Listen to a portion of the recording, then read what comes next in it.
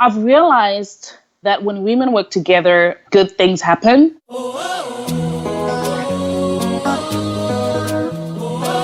Hello and welcome to the Ndini podcast. I'm Sandra Chuma.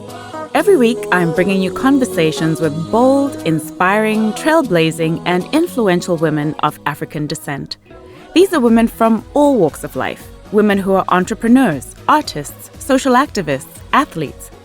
Each one of them, in their own way, is changing the narrative on what it means to be an African woman. They'll be telling us about their journeys and sharing their secrets to success. And I hope that by hearing their inspiring stories, you will be inspired. So in full disclosure for today's episode, my guest is my sister-in-law. She's married to my baby brother, Tim, and she is mom to 3 of my most favorite human beings on this planet. But that's actually not the reason she's on the podcast today. The reason she's on the podcast is because she's an incredible African woman in her own right, besides being an incredible mom. She's had more than 3 million impressions on social media. She's been featured more than 60 times in media features of all kinds. She's been a keynote speaker for amazing organizations like Google, Goldman, Sachs. She's given 2 TEDx Talks, and she was named Female Entrepreneur by the Zimbabwe Achiever Awards. Welcome to the show, Lisa Chuma. Hey, Sandra, how are you? It's so great to have you here. And one of the things that I want to ask you is you talk about brand and brand stories and brand strategy. What is a brand story, Lisa? Wow, that's an interesting one. Well, to be honest, a brand story is what makes any business unique. It is who you are and what makes you different. It is the things that drive you, that you want your audience, your clients, or, your community to engage in as a business. Now, you have a really interesting brand story. I mentioned in the introduction that you've been asked not once, but twice to speak at TEDx. And in both of those TEDx speeches, you gave a little bit of insight into your life, your story. Can you share some of that with us? Yes. So I am a product of a community of women who came together to raise me up. My mom was a victim of domestic violence for a very long time when I was young. I'm an only child. And so when life started, it wasn't very great. However, she found the courage to move out of that house that, she thought she would be for the rest of her life. And that saved me. But what really gave us the strength to carry on was the community of women that surrounded my mom and me, the women that came to become my mom and also supported her to be the woman that she wanted to be without regretting the decision of leaving what was not a healthy relationship. So that, to be quite honest, to experience it at a very young age, to witness it was very, very, I think, difficult when I was young, but it is one of the key drivers to me doing what it is that I do today.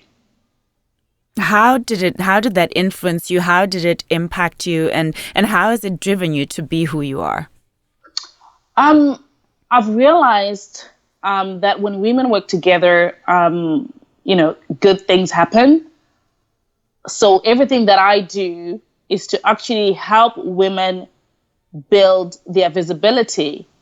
I realized if my mom had not spoken about the situation that she had, then I don't know whether we would have got the support that we did.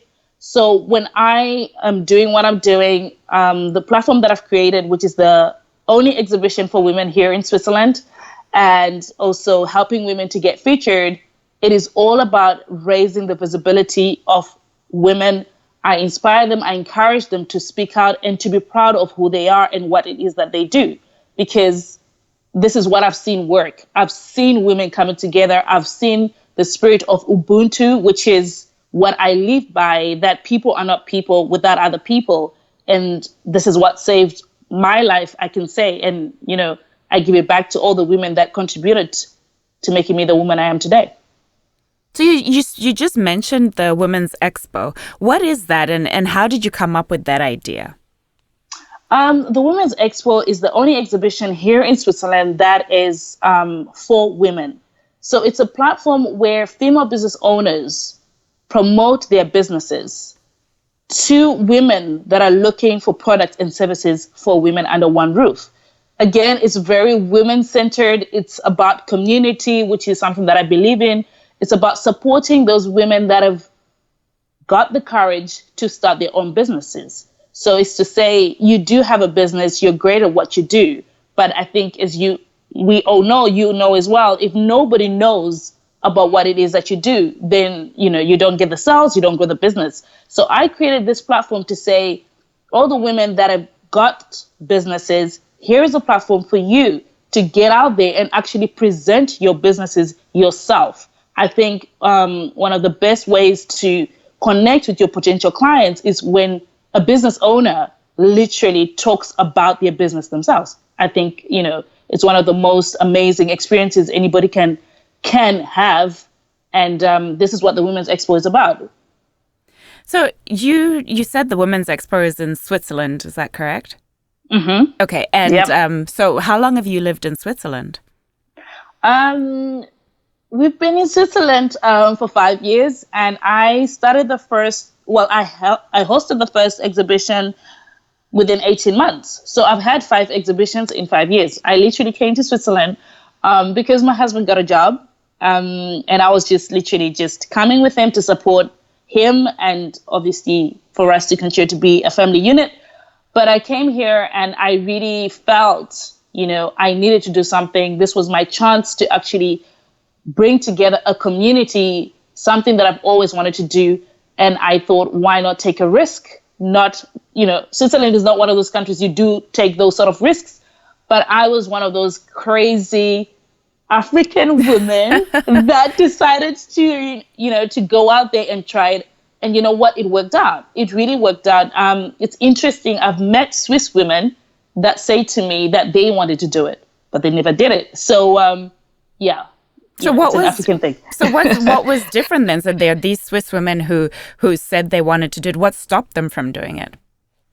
I think, to be quite honest, the Swiss are reserved. They're very conservative people.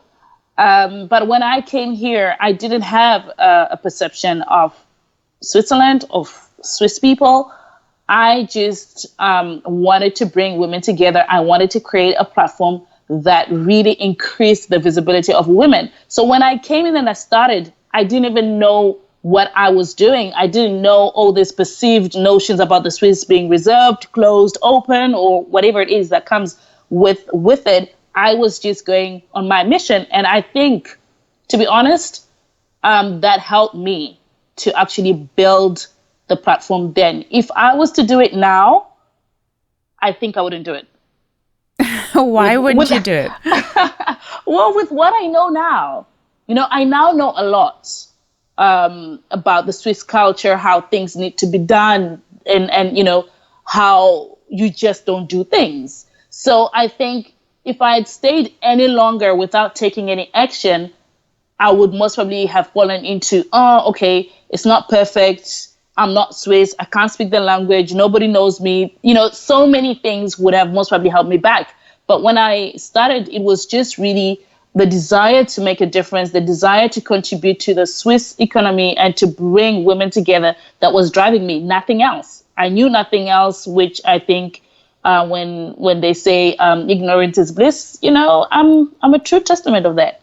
So it's been, the expo has been hugely successful. I know that, and correct me if I'm wrong, that pretty much every year you sell out and every year you've had to go to bigger and bigger venues. Why is it? What do you think it is about the expo that makes it so successful and that makes, women and female entrepreneurs want to sign up to come and be vendors at the expo?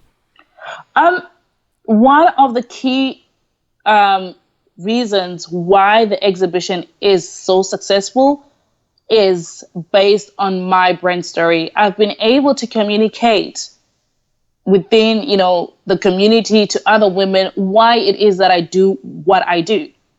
So there's so many other exhibitions. I'm sure there's so many other better exhibitions out there, But when it comes to the Women's Expo Switzerland, it's about the community. It's about why the exhibition exists, and it is about what I am trying to give women. So women come because they feel it is a community. They feel they're part of something great. They feel they are contributing to something.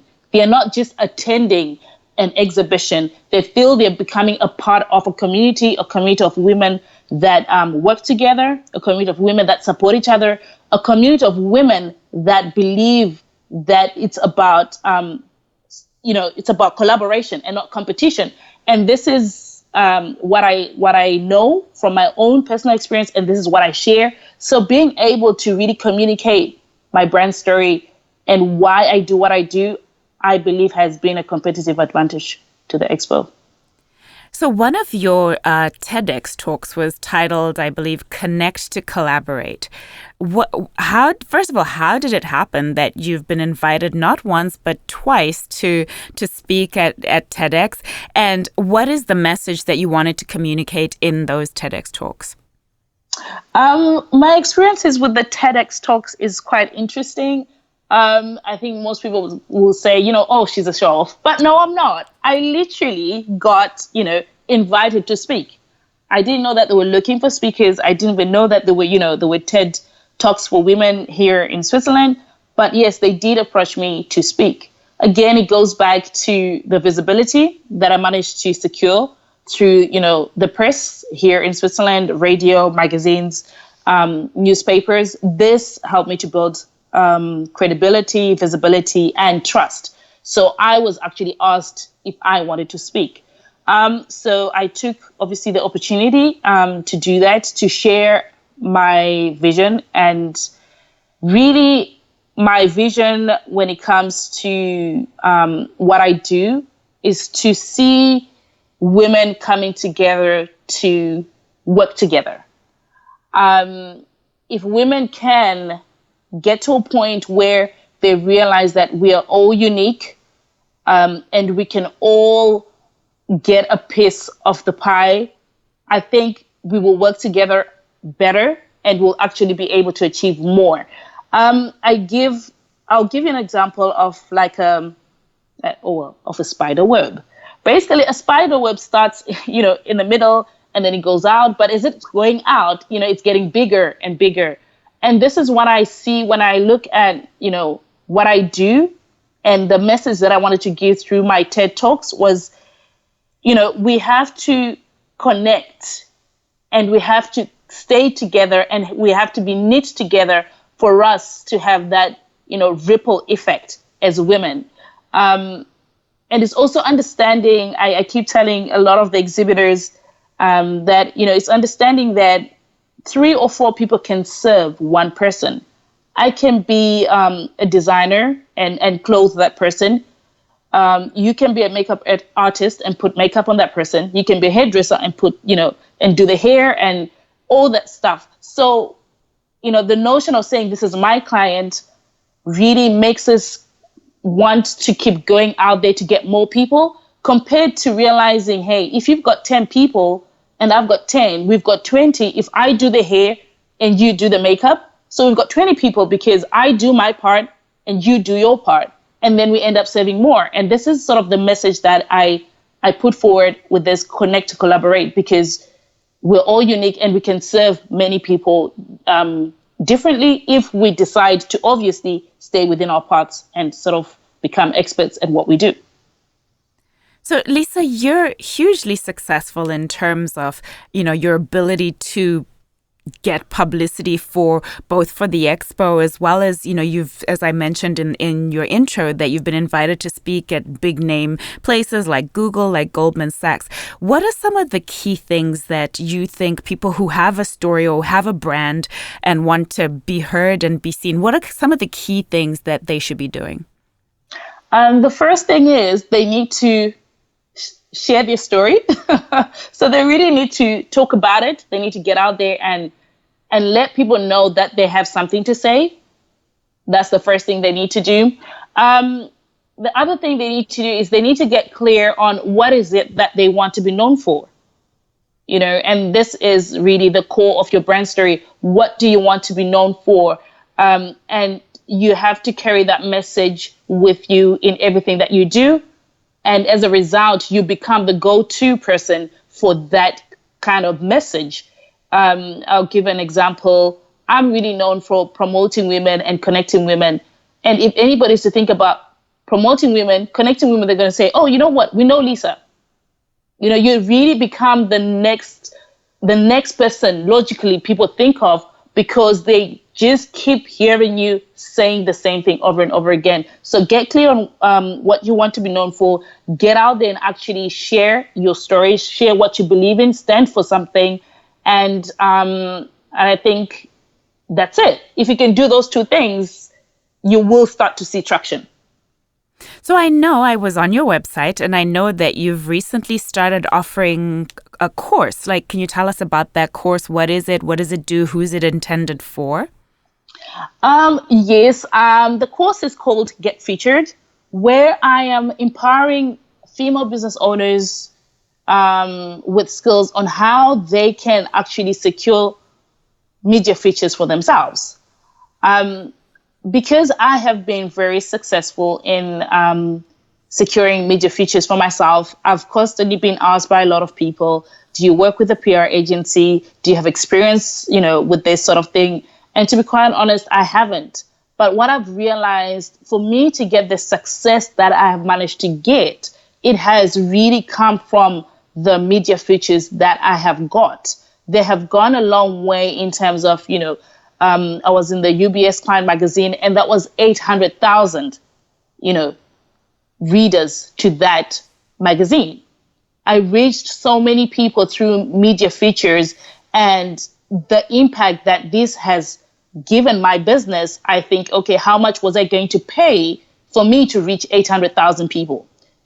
So what I've done is I've put together a course for female business owners where I'm saying to them, I want to be able to teach you and train you on how you can get out there and secure yourself media features, because anybody can do it. There are strategies to getting it done, but it's not only for certain people, and this is really where I'm going, where I'm saying, get yourself out there, push yourself forward, and I can really support you with the strategies and, skills you need to be able to make that successful for yourself and for your business. Now, most of us women we're always so reluctant to talk about ourselves, to talk about our careers, to talk about our successes. How do we get over that? Because it feels so pompous to talk about yourself. Yes. I think the key when I'm obviously working with my clients, especially when we're talking about this, get featured and also the brand story, what is important is what you're sharing should at least be something that resonates with your clients. There's literally no point just saying something for the sake of saying something, but you should realize that your story could actually, save somebody's life or make a difference or inspire someone or, get them to change for the rest of their lives. So holding on to something that you have gone past, I think you're actually hindering other people's maybe growth or success or, transformation. So I think when you look at it from a point of you are sharing so that you inspire other people, you're sharing so that you encourage other people and you give hope. I think when you look at it from that point, you don't look at it anymore as, you're being pompous or you're getting out there to show off, but you actually say, okay, if I keep this, how are people that are going through what I went through going to know that there is a way out, right? So it's kind of like you're serving people in a way. So you look at it from that point and, hey, I think it must sort of move you forward to want to share openly about what you have personally been through and what you have overcome as well. So you talk about inspiration and using your story to inspire others. Lisa, who inspires you? Who are some people that have inspired you in your life? This is a tough question. I always say to people, if I could combine Oprah Winfrey and Michelle Obama into one person, then yes, that would be ideal. I would say yes. If I could get a combination of Oprah Winfrey and Michelle Obama, That would be my ideal. The reason I say that is, I love my kids, I love my family. And when I look at, Michelle, this was her pride and joy and still is, her family. And also Oprah on the business side and, how much she's managed to transform lives. This is something that I also want to be able to do as Lisa, not necessarily as a mom or a wife, but as Lisa. So those two, if I could get a combination of those two in one person, then definitely. But for now, I would say, yeah, those two will take that spot. So you've had a lot of success with the Expo and with some of your other business ventures that you've had that were focused on inspiring and elevating women. But I'm sure all of that comes as well with some challenges. So what are some of the challenges that you've faced in your career? The biggest challenge that I faced is initially the first business that I started, which was an online magazine. Again, trying to inspire and unite women. Failed. And that failed basically because I was not visible enough.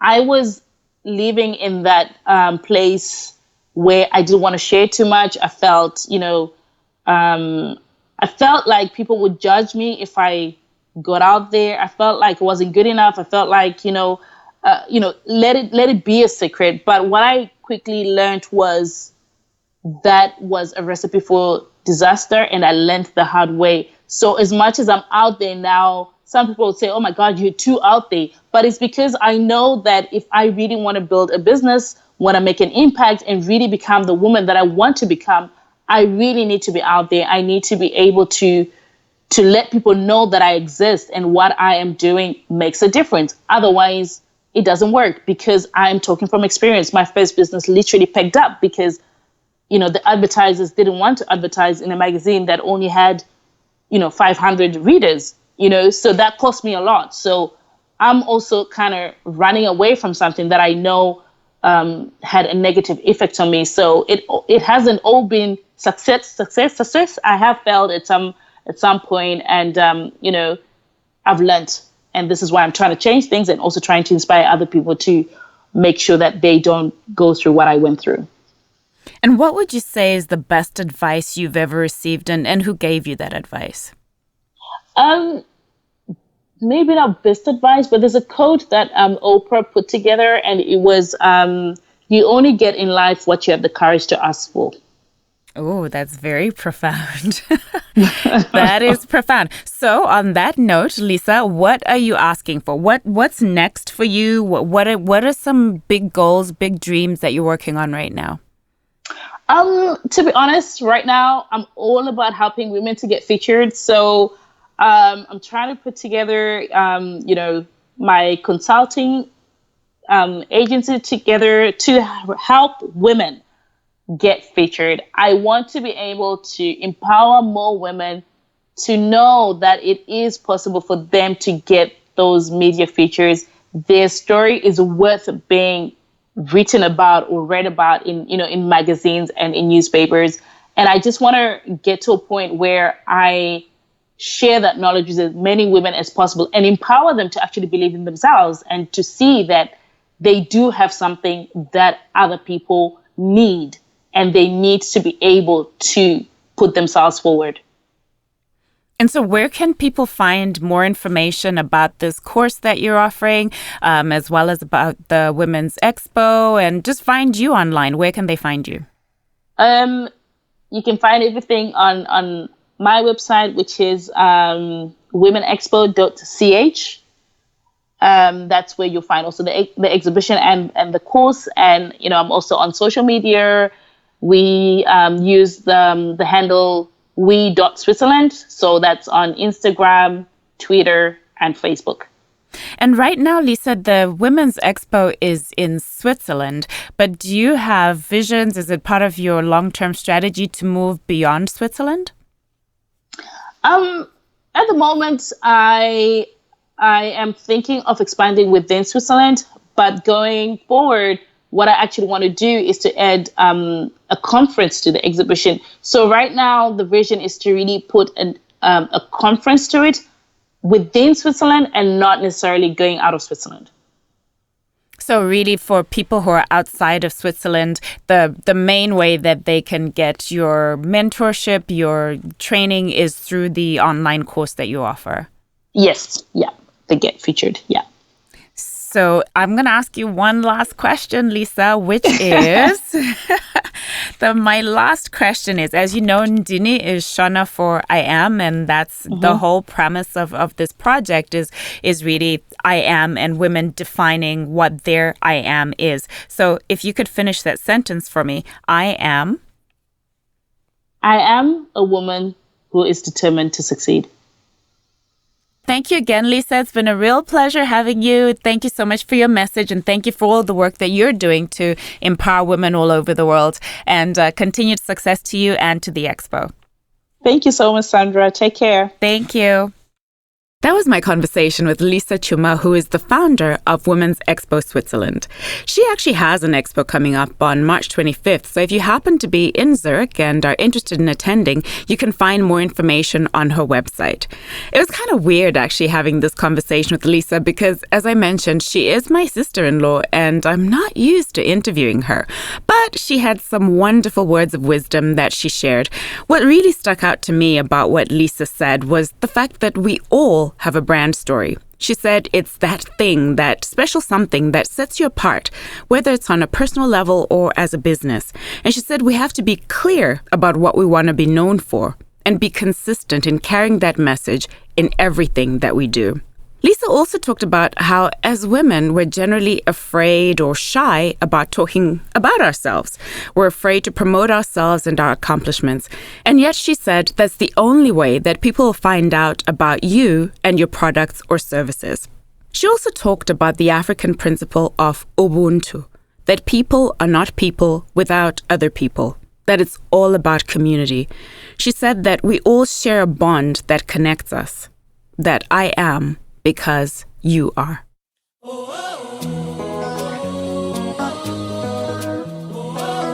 Thank you so much for listening to this episode of the Ndini podcast. I don't take even a single listener for granted.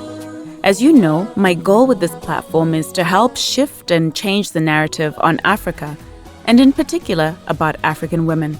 But I need your help to do that. Please subscribe to the podcast on iTunes or Stitcher. You can also follow us on SoundCloud. And please share. If you enjoyed this episode, please take a moment to leave a review on iTunes. It helps me to bring great guests to the show, and it also helps others discover the podcast. And of course, I always want to hear from you. I'd love to hear your thoughts on my conversation with our guest today and what you took away from it or what inspired you. I'd also love to hear from you if you have suggestions for other women you think I should absolutely have on the show. Our handle on Instagram, Twitter, and Facebook is @Ndini Media. Or you can reach out to me through our website, which is ndini.com. That's ndini.com. Until next time, I'm Sandra Chuma. Be well.